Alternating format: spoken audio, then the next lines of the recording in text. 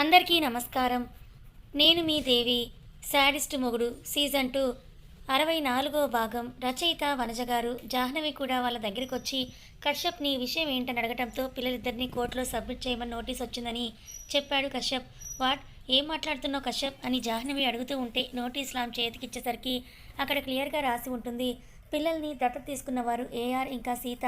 కానీ ఇప్పుడు అన్యాయంగా వాళ్ళని పెంచుకుంటున్నది అభి జానకిలు కాబట్టి ఏఆర్ సీతలు దొరికే వరకు పిల్లలు కోర్టు సంరక్షణలోనే ఉండాలని ఆదేశిస్తూ ఇంకో 2 రోజుల్లో కోర్టుకి హాజరయ్యి పిల్లల్ని అందించాలని కోర్టు నుంచి వచ్చిన ఆదేశం అది. కశ్యప్ ఇంకా దాన్ని చూస్తూ ఇప్పుడు ఎలా అభి ఉన్న టెన్షన్లో మళ్ళీ తనకి ఇంకొక కొత్త టెన్షన్ యాడ్ అయ్యింది. ఇప్పుడు దీన్ని ఎలా సాల్వ్ చేయగలుగుతాడంటూ కశ్యప్ కూడా టెన్షన్ పడిపోతూ ఉంటే జాహ్నవి అతని చేతుల్లో నోటీస్ పెడుతూ ఆర్జాకి సెట్ అయ్యేంత వరకు బావకి చెప్పకుండా ఉంటే కొంచెమన్నా ప్రశాంతంగా తనని చూసుకోగలుగుతాడు. ఇప్పుడే చెప్పి తనని భయపెట్టడం ఎందుకని అన్నది. కానీ జాహ్నవి అక్కడ 2-3 డేస్లో పిల్లల్ని కోర్టులో సబ్మిట్ చేయాలని ఉంది కదా. అన్నయ్యకి మనం అప్పుడప్పుడు విషయం చెప్పే అసలు జరిగే పనులేనా, ఏదైతే అది అయ్యింది, అన్నయ్యకి ఇప్పుడే చెప్పడం బెటర్ అని అంటూ మానసి చెప్పడంతో ముగ్గురు కూడా ఇంకొంచెం సేపు దీని గురించే మాట్లాడుకొని ఈ విషయం ప్లస్ అజిత్కి చెప్దాం అని అనుకున్నారు అని వెంటనే జాహ్నవి అజిత్కి కాల్ చేస్తుంది. చెప్పు జాహ్నవి అని అటువైపు నుంచి అజిత్ అంటే ఒకసారి ఇంటికి రావడానికి కుదిరితే వస్తావా అజిత్ అని జాహ్నవి అడగడంతో లేదు, ఇక్కడ కొంచెం వర్క్ ఉంది, నా అవసరం ఎప్పుడైనా పడవచ్చు, అంతా ఇంటికి వచ్చి చేసే అర్జెంట్ పని ఏంటో చెప్పు అని అజిత్ అడగటంతో లేదు, నువ్వు ఇంటికి వస్తేనే నీతో కొంచెం మాట్లాడాలని చెప్పింది జాహ్నవి. అందులో ఇంటికి వచ్చి చెప్పాల్సింది ఏముంది జాహ్నవి, త్వరగా చెప్పు, నీకేమైనా ఒంట్లో బాగాలేదా లేదా ఇంట్లో ఎవరికైనా హెల్ప్ అక్సెప్ట్ అయిందా అని అంటూ అభి అడుగుతూ ఉంటే లేదు లేదు అజిత్, నువ్వేం టెన్షన్ పడకు, అందరం బాగానే ఉన్నారు, నువ్వు ఇంటికి వస్తే నీతో కొంచెం మాట్లాడదామని అంతే అని చెప్పింది జాహ్నవి. సరే, ఇంపార్టెంట్ ఏం కాదు కదా, పొద్దున్నే ఇంటికి రావడానికి ట్రై చేస్తానన్నాడు అజిత్. దాంతో ఇంకా జాహ్నవి అతన్ని ఎక్కువగా ఫోర్స్ చేయలేక సరే అని చెప్పింది. కశ్యప్ ఆమె వంక చూస్తుంటే అజిత్ బిజీ అంట, పొద్దున్నే ఇంటికి వస్తానని అన్నాడు, అప్పుడు చెప్తామని అంది జాహ్నవి. ఇంకా పెద్దవాళ్ళకు కూడా చెప్పి టెన్షన్ పెట్టడం ఇష్టం లేక ముగ్గురు ఎవరికి వారే సైలెంట్గా అయిపోయారు. సుష్టుగా తింది జ్వాల. పక్కన ఉన్న పెద్దోళ్ళు తింటున్నారా లేదా, దిగులుగా ఉన్నారా అని కూడా ఆలోచన లేకుండా వాళ్ళ ముందే వడ్డించుకొని మరి తింటూ ఉంటే కౌశల్యకి ఈశ్వరికి మామూలు కోపం రాలేదు. అందుకే 2 ముద్దలు తినేసి దీన్ని గెలుక్కున్నా కూడా మన్నోరే పాడవుతుందనుకొని ఎవరి రూమ్లోకి వాళ్ళు ఆజ్య కోసం ఆలోచిస్తూ వెళ్ళిపోయారు. సరే, ఇందులో ఏంటి విషయం అంటూ తినేసి తన రూమ్లోకి వెళ్తున్న జ్వాలకి ఆపేసిది జాహ్నవి. అడ్డు తప్పుకుంటే నేను నా రూమ్కి వెళ్తున్నా అన్న జ్వాల అడ్డు కాదు, నువ్వు తిక్క వేషాలు వేస్తే ఈసారి అయాన్ చంపి పారేస్తాడు, అది గుర్తుపెట్టుకో, ఇంట్లోనే ఉంటూ మీ తాతయ్యకి మంచి లాజిక్స్ అందించావు కదా, మర్యాదగా కోర్టు నోటీస్ వెనక్కి తీసుకొని సైలెంట్గా ఉంటే మీకే బెటర్ అని జాహ్నవి చెప్పడంతో ఆహా, నోటీసులు వచ్చాయన్నమాట, అయినా అంత కరెక్ట్గా మేమే చేసుంటామని నీ కాన్ఫిడెన్స్ ఏంటే, మా మీద ఓ తెగ అరిచేస్తున్నావంటూ జ్వాల కూడా అరుస్తూ ఉంటే అభి బావ జానకి అక్కని సంతోషంగా చూడలేని వాళ్ళల్లో మీరిద్దరే కదా ముందుంటారు, కాబట్టి మీరు కాకుండా ఇంకెవరు వేస్తారు అన్ని వైపులా ప్లాన్లు అయిపోయింది, ఇప్పుడు పిల్లల మీద పడ్డారా, సిగ్గులేదా మీకు అని అంటూ జాహ్నవి తన ఫ్లోలో తను తిడుతూ ఉంటే ఓహోహో ఆపమ్మ, ఒకప్పుడు ఆ జంటను చూడలేను, వాళ్ళల్లో తమరు కూడా ఉండేవారు, ఆ అభి బావ అంటే వెర్రెక్కిపోయి ఏవేవో చేశారు, అది గుర్తుందా లేదా, ఇప్పుడేదో మంచిగా మారిపోయావు కానీ అప్పట్లో ఒకప్పటి జాహ్నవి అయి ఉంటే, నాకంటే కన్నింగ్ బ్రెయిన్ నీది కదా జాహ్నవి, మీ అమ్మ నా దగ్గరికి వస్తుందని తెలిసి కూడా నేను రమ్మంటే వద్దు, సొంతంగా ప్లాన్లు వేసుకుని ఏదో చేయాలని ట్రై చేసి బొక్కబోర్లా పడ్డావు కదా, ఇప్పుడు నా దగ్గరికి వచ్చి ఏదో పెద్ద పతివ్రతలాగా చెప్తున్నావని జ్వాల కూడా అనేసరికి అదంతా అప్పుడని చెప్పాను కదా, అయినా నేను ఇలా మందులు ప్రాణాలు తీయాలి, పిల్లల్ని చంపాలి అని ఏనాడు అనుకోలేదు, అది గుర్తుపెట్టుకో, నీకు ముందు ముందు అయాన్ చేతుల్లో ఇంకా ఉంది, అప్పుడు చూద్దాం ఇంతే పొగరుగా ఎంత మాత్రం ఉంటావో అంటూ జాహ్నవి కూడా దులిపేసి పక్కకు వెళ్ళాక ఆమె వైపే కోపంగా చూస్తూ ఇంట్లోకి వెళ్ళా ముసలోడికి కాల్ చేసింది జ్వాల. హలో తాతయ్య, చెప్పు జ్వాల, నోటీసులు వాళ్ళు చూసారా అని మార్తాండ అడిగితే ఆ తాతయ్య, కానీ ఆ కశ్యప్ గారు చూశాడు, జాహ్నవి మనమే చేశామని కనిపెట్టి నా మీద ఓ ఎగురుతోంది అని చెప్పింది జ్వాల. అంత చేసినా ఏం లాభంలే, ఎవరి పని చేశారో అంత వాళ్ళని కనిపెట్టినా ఏమీ చేయలేరు, ఇంకో 2 రోజుల్లో పిల్లల్ని ఇచ్చేయాలి కదా, టైంకి భలే మంచి సలహా ఇచ్చావు జ్వాల అని చెప్పి మనవరాల్ని కాసేపు పొగడ్తలతో ముంచేసి ఆనందపడ్డాడు ముసలోడు. అప్పుడే ఏమైంది తాతయ్య, ఈ విషయం ఆ అభి చూసినప్పుడు కదా అసలు మజా వచ్చేది అంటూ అవును, ఆ అభిరూప్ ఎలా ఉన్నాడు, ఆఫీస్ బాగానే చూసుకుంటున్నాడా అని జ్వాల అడుగుతూ ఉంటే, నాకేం పట్టవన్నట్టు ఆఫీస్‌ని మాత్రమే చూసుకుంటూ, నాతో కూడా సరిగ్గా మాట్లాడడం లేదు. ఎలా అయితేనేం నా వంశ వారసుడే కదా! ఈ కుటుంబం మీద నా పగ తీర్చుకుంటే, ఇంక నేను చేయాల్సింది కూడా ఏమీ ఉండదని చెప్తూ ఇద్దరు మాట్లాడుకుంటూ ఉన్నారు. తాత, మనవరాలు, "నువ్వు ఈ సంగతి అయిపోయాక కూడా ఆ ఇంట్లోనే ఉంటావా జ్వాల?" అని మార్తాండ్ అడగటంతో, "ముందిదైతే జరగనివ్వు తాతయ్య.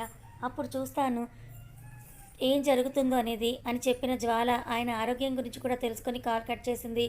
దేవుడికి మొక్కని జానకి దగ్గర నుంచి ఆర్తిని తీసుకున్నాడు అయాన్. అయాన్ అంటూ జానకి పిలిస్తే కంగారు పడద్దు, అంతా కూడా నేను చూసుకుంటాను కదా జానకి అని చెప్పిన అయాన్ ఆర్జని ఎత్తుకొని కాసేపు తనని ముద్దులు పెట్టేసరికి, బాబాయ్ నాకు ఇంజెక్షన్ వేయొద్దు అని అంటూ ఆద్య అంటూ ఉంటే, అస్సలు వెయ్యను బంగారం అని చెప్పి అయాన్ తాగిన మిల్క్ మొత్తం కూడా కొంచెం ఆమెకు డైజెస్ట్ అయ్యేంత వరకు వాకింగ్ చేయించి చిన్నగా తనని ఆడించి ఆపరేషన్ థియేటర్లోకి తీసుకొని వెళ్ళాడు అయాన్. బాబాయ్ ఎందుకు ఇప్పుడు నన్ను ఇక్కడికి తీసుకొని వచ్చావు? నేను డాడీ దగ్గరికి వెళ్ళిపోతాను అని ఆద్య అంటూ ఉంటే, నీరసంగా అయినా వెనక్కి చూస్తూ ఉంటే తన వెనుక ఉన్న అభి ఆద్యను ఎత్తుకొని, ఏం కాదు బంగారం, డాడీ ఇక్కడే ఉన్నాడంటూ చెప్తూ మెల్లిగా ఆపరేషన్ థియేటర్లోకి తీసుకొచ్చాడు అయాన్ సైగలను అర్థం చేసుకుంటూ. పీడియాట్రిషియన్, న్యూరాలజిస్ట్ అందరినీ దగ్గర పెట్టుకొని కావాల్సిన మిషన్స్ అన్నీ కూడా తెప్పించిన అయాన్ ఆర్జని మభ్యపెడుతూ అభి చేతే బెడ్ మీద పడుకోబెట్టాక మాట్లాడుతూనే మత్తు ఇంజెక్షన్ వేశాడు. డాడీ అంటూ చేయి చాపి ఉన్న ఆర్జా కళ్ళు మూసేస్తే అభి టెన్షన్గా బంగారం అని పిలిచాడు. డోంట్ వరీ అభి, అనస్థేషియా ఇచ్చాను, నేను చూసుకుంటానని చెప్పి అభిని బలవంతంగా బయటకు పంపించేశాడు అయాన్. అభి వెళ్ళడానికి తనకి అడుగులు పడకపోవడంతో ఇప్పుడు చూడాలి ఇంకా ఏం జరుగుతుందో. ఆ దేవదేవుడే వచ్చాక దానికి అడ్డు వచ్చేవారు ఎవరు? అయాన్ ముందుగా ఆద్య పల్స్ ఇంకా హార్ట్ బీట్ మొత్తం కూడా కంట్రోల్లోకి వచ్చాక తన ట్రీట్మెంట్ని స్టార్ట్ చేశాడు. ప్రతి విషయం జాగ్రత్తగా అబ్జర్వ్ చేస్తూ న్యూరాలజిస్ట్ని, పీడియాట్రిషియన్ని అప్రమత్తంగా ఉంచుతూ ఎవ్రీ సెకండ్ రెస్ట్ కూడా లేకుండా ఆజ్ఞ కోసమే ఆలోచిస్తూ నర్స్ తీస్తున్న ట్రేలో నుండి సిజర్స్ని తీసుకొని వణికే చేతులతోనే ఆద్య వైపే తిరిగాడు. మళ్ళీ తనకు తనే మోటివేషన్ ఇచ్చుకుంటూ ఆద్య లేత చర్మాన్ని చీల్చింది. ఆదిత్యని రూమ్లో నిద్రపుచ్చి ఆపరేషన్ థియేటర్ దగ్గరికి వచ్చింది జానకి కూడా. అభి భుజం మీద చెయ్యి వెళ్ళగానే కళ్ళల్లో ఊరుతున్న నీళ్ళని తుడుచుకుంటూ జానకిని చైర్లో కూర్చోబెట్టి తను కూడా పక్కనే కూర్చున్నాడు అభి. జాహ్నవి ఎందుకంత అర్జెంటుగా రమ్మంది? వాయిస్ టెన్షన్గా కూడా ఉంది. ఎందుకు? ఏమైనా జరిగిందా? లేదా జ్వాల ఏదైనా ఇబ్బంది పెట్టిందా అని ఆలోచిస్తూ అభి జానకిల దగ్గరికే వచ్చాడు అజిత్. ఏమైంది అభి అంటూ అజిత్ అడిగితే ఆపరేషన్ స్టార్ట్ అయింది అని చెప్పాడు అభి. అంతా మంచిగానే జరుగుతుందని చెప్పి జానకి ఇంకో పక్క కూర్చున్న అజిత్ ఆమె కన్నీళ్లు తుడుస్తూ, ఆద్యకి ఏం కాదు, వాడు ఏం అవ్వనివ్వడని చెప్పాడు అజిత్. అని అంటూ అభి భుజం మీదకు వాలిపోయింది జానకి. కాసేపు అక్కడే ఉన్న అజిత్ అభికి జానకి ఆదిత్య దగ్గరికి వెళ్ళి కాసేపు రెస్ట్ తీసుకోమన్న చోటే అదే అభి జానకితో అన్నాడు. లేదు రామ్, ఇక్కడే ఉంటాను, ఆదిత్య దగ్గర ఒక నర్సు ఉంది అని అంటూ జానకి అంటే ఇంకా చెప్పినా వినదని అభిని సైలెంట్ అయ్యాడు. చిన్నారి తల్లి చర్మాన్ని చీలుస్తూ కత్తెర గుచ్చుకుంటూనే ఏం తెలియనంతగా కళ్ళు మూసుకున్న ఆద్యని చూసి అయాన్ కళ్ళు మూసుకున్నాడు. తామస్ రూపంలో ఉన్న దేవుడు చెప్పిన మాటలే వింటూ మెల్లిగా ఆద్య బోన్ మ్యారో పట్టుకొని తీయడానికి సీజర్ తీశాడు అయాన్. ఇంత చిన్న వయసులో ఎన్ని పెయిన్స్ చూస్తున్నావురా అని బాధగా అనుకున్నాడు అయాన్. కానీ ఇప్పుడు అందరికంటే తనే స్ట్రాంగ్గా ఉండాలని సెల్ఫ్ మోటివేషన్ తెచ్చుకుంటూ తన పని కంటిన్యూ చేశాడు అయాన్. ఇంట్లో ఉన్న వాళ్ళకి ఈ మెథడ్స్ అన్నీ చెప్పలేదు. ఆద్యకి ట్రీట్మెంట్ జరుగుతుందని మాత్రమే కశ్యప్ ఇంట్లో వాళ్ళకి చెప్పాడు. అర్ధరాత్రి అవుతోంది. ఆపరేషన్ థియేటర్లో ఉన్న 10 మంది టెన్షన్గా ఉన్నారు. కారణం ఆద్య హార్ట్ బీట్ ప్రాసెస్ మధ్యలో స్లో అయిపోయింది. దాంతో అందరికీ టెన్షన్ పెరిగిపోయి అయాన్ వంక చూస్తే అతను మాత్రం ప్రాసెస్ ఆపేసి ఆద్య హార్ట్ బీట్ కంట్రోల్లోకి రావడానికి వెయిట్ చేస్తున్నాడు. డాక్టర్, ఇప్పుడు మనం దీనికోసం తనకి ట్రీట్మెంట్ చేయడానికి కూడా ఏం లేదు కదా అంటూ ఇంకో డాక్టర్ అడుగుతూ ఉంటే, వెయిట్ చేయడం తప్పితే కాసేపు మన చేతుల్లో ఏం లేదంటూ నమ్మకంతో అయాన్ అనడంతో అందరూ సైలెంట్గా ఆద్యని అబ్జర్వ్ చేస్తూ ఉన్నారు. టైం అర్ధరాత్రి అయ్యింది. బయట ఉన్న ముగ్గురి కళ్ళు మూతపట్టడం లేదు. అభి అయితే ఆపరేషన్ థియేటర్ డోర్ వైపే చూస్తున్నాడు. ఎప్పుడెప్పుడు అయాన్ వచ్చి ఆద్య సేఫ్ అంటాడా అని. జానకి తెలియకుండా తన కళ్ళు మూసుకుపోతే అభిని పట్టుకొని అలాగే అతని ఒళ్ళోకి జారిపోయింది. ఆమెని ఎందుకులే డిస్టర్బ్ చేయడం అని అన్నట్టుగా అభి ఉంటే కిందకి వంగి ఉన్న ఆమె కాళ్ళు తీసుకొని అజిత్ తన ఒళ్ళో పెట్టుకుంటే అభి అతని వైపు చూశాడు. ఆమె చాలా స్ట్రెస్ ఫీల్ అవుతోంది, పర్లేదు అని అజిత్ అంటే ఇంకా అభి కూడా సైలెంట్ అయిపోయాడు. 1-2 గంటలైనా కూడా ఆద్య నార్మల్ అవ్వడం లేదు. మెల్లిగా అయాన్లో కూడా టెన్షన్ స్టార్ట్ అయింది. సడన్గా కళ్ళు తిరిగిన జానకి పైకి లేచింది. ఏదో అవసరం అనుకున్న అభి అజిత్ సైలెంట్గా చూస్తుంటే ఆమె మాత్రం ఆ ఫ్లోర్లో ఉన్న వాష్రూమ్స్ వైపు కాకుండా కిందకే వెళ్ళడంతో అజిత్కి డౌట్ వచ్చి అభికి చూపించాడు. తనటప్పుడు ఎక్కడికి వెళ్తోంది కూడా వెళ్ళు అభి అని అజిత్ అంటే జానకి నడక చూసి ఇద్దరికి అనుమానం వచ్చింది. గాబరాగా పొట్ట మీద చేయి వేసుకున్నట్టు నడుస్తోంది. అందుకే ఇద్దరు ఆమె వెనుకనే ఫాస్ట్గా వెళ్లారు. అభి జానకిని పట్టుకొని ఆపే ప్రయత్నం చేస్తూ తన చేయి పట్టుకునేసరికి ఒక్కసారిగా విదిలించి వెనక్కి పడ్డాడు. అజిత్కి అంతా అయోమయంగా ఉంటే ఏమైంది అభి అని అడుగుతూ ఉంటే జానకి అంటూ ఆమె వైపే వేలు పెట్టి చూపిస్తూ తను అని అంటున్నాడు తప్ప అభి నోట్ల నుండి మాట రావడం లేదు. అజిత్ని అభి పైకి లేపి జానకి వెంట తీసుకువెళ్తున్నాడు. కిందకి వెళ్ళాక ఎటో గార్డెన్లోకి వెళ్ళిపోయింది జాహ్నవి.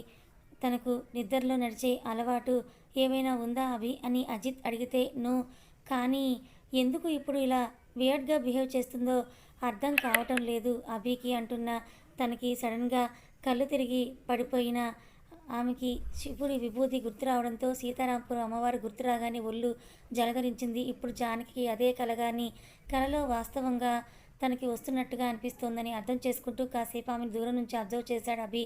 గార్డెన్లో ఉండేటో చూస్తూ లాస్ట్కి కళ్ళు తిరిగి పడిపోయిన జానకిని చేతుల్లోకి తీసుకొచ్చి ఆదిత్య ఉన్న రూమ్లో పడుకోబెట్టాడు అభి. ఎందుకు ఇలా జరిగిందంటావు అంటూ అజిత్ అడుగుతూ ఉంటే ఈ పరీక్ష అయిపోయాక నేను ఇంకో పరీక్ష కోసం నా ప్రయాణం మొదలు పెట్టాలి అజిత్. అప్పుడు కూడా ఒక లోక కళ్యాణం కోసం నీ హెల్ప్ నాకు కావాలంటూ అభి అడుగుతూ ఉంటే ఖచ్చితంగా నువ్వు చెప్పాల్సిన అవసరం కూడా లేదభి, మేమెప్పుడూ నీతోనే ఉంటాం అని అజిత్ ధైర్యం ఇచ్చాక తెల్లారేదాకా ఆ రూమ్కి ఆపరేషన్ థియేటర్కి తిరుగుతూనే ఉన్నారు ఇద్దరు. అభికి ఫోన్ కాల్ రావడంతో లాయర్ అంకుల్ ఏంటి ఇప్పుడు కాల్ చేస్తున్నారు అని అనుకుంటూ లిఫ్ట్ చేసేసరికి అభి నీ మీద ఇలా ఎలిగేషన్ వచ్చింది. ఏఆర్ ఇంకా సీత వాళ్ళ పిల్లల్ని తెచ్చి మీ ఇంట్లో పెట్టుకున్నావంట కదా, వాళ్ళని కోర్టులో సబ్మిట్ చేయాలి అని కోర్టు నీకు నోటీసులు కూడా పంపించింది చూసావా అని అంటూ లాయర్ చెప్తూ ఉంటే ఒక సెకండ్ ఆలోచించిన అభి ఆ ఎలిగేషన్ ఎవరు వేశారో ఏమైనా ఐడియా ఉందా అని అభి లాయర్ని అడగడంతో ఎవరో అభిరూప్ అంట అని చెప్పాడు లాయర్. ఓకే నేను కనుక్కొని కాల్ చేస్తాను అంకుల్ అని కాల్ కట్ చేసి విషయం అజిత్కి చెప్తే దీనికోసమే జాహ్నవి నన్ను ఇంటికి రమ్మని కాల్ చేసిందా అని అనుకున్నాడు అజిత్. అంతలో జానకి టెన్షన్గా వస్తూ రామ్ ఆదిత్య రూమ్లో కనపడటం లేదని చెప్పింది. ఇటు 10 కాదు 12 గంటలు అయినా ఆపరేషన్ థియేటర్ తలుపులు తెరుచుకోవడం లేదు. ఇప్పుడు ఆదిత్య ఏమయ్యాడు, ఆద్యకి ఏం జరుగుతుందంటారు ఫ్రెండ్స్? మీకేమైనా తెలిస్తే కమెంట్ చేయండి. కథ కొనసాగుతుంది. మరి ఇప్పుడు జానకి అభి ఆదిత్య ఆద్య వీళ్ళు నలుగురు సేఫ్గానే ఉంటారా? మరి ఆదిత్యని ఎవరు కిడ్నాప్ చేశారు? నిజంగా కిడ్నాప్ చేశారా లేక ఆదిత్య ఎక్కడికైనా వెళ్ళాడా? తెలుసుకోవాలనుకుంటే ఛానల్ని సబ్స్క్రైబ్ చేసుకొని ఫాలో అవ్వండి. కథ నచ్చితే లైక్ చేయండి. Thank you so much.